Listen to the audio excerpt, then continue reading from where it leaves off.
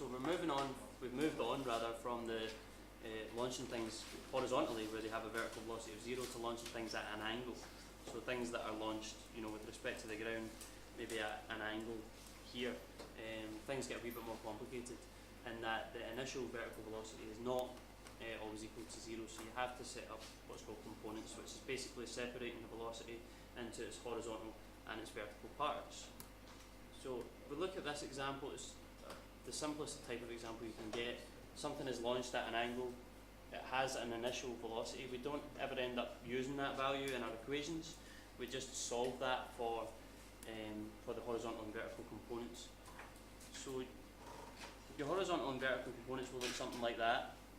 This will be your horizontal part of the velocity. This will be your vertical part of the velocity. And remember, I'm just using SOHCAHTOA to figure these out. You don't need to do that. You just need to remember that what the horizontal velocity is equal to, what the vertical velocity is equal to. But if we start out with this vertical velocity here, and we take sine of the angle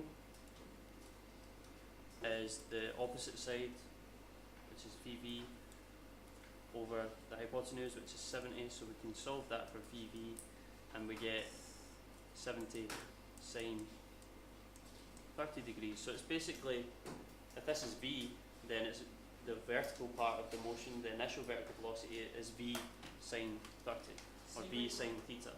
So we need to, why, how, that is, when I do the calculate sine, If we do the same for the horizontal velocity, we can say that cos 30 is equal to adjacent over hypotenuse, so it's going to be VH over V, or VH over 70 in this case. Solve for VH, you'll get 70 cos 30 degrees. So it's just using simple trigonometry to figure out what the horizontal and vertical components of the velocity are. We can then set up SUVAT for vertical and just V, S and T, which is effectively speed, distance and time, or velocity, displacement and time. Time is going to be the one common across these two, so this will be the same here and here. And we're just separating it into there so that we can figure out the horizontal and vertical components of the velocity and deal with horizontal and vertical motion separately, because it's too complicated to try and do them both at the same time. So we figured out what vertical and horizontal velocities were. We can then use that to figure out our entire answer. So SUVAT, it's go to its maximum height, so we know that it finishes at 0. 3.57 seconds to get to its maximum height here. B, that maximum height, we're just using the same values again with SUVAT. 62.5 is its maximum height up here, 62.5. Last of all, we're looking for the range.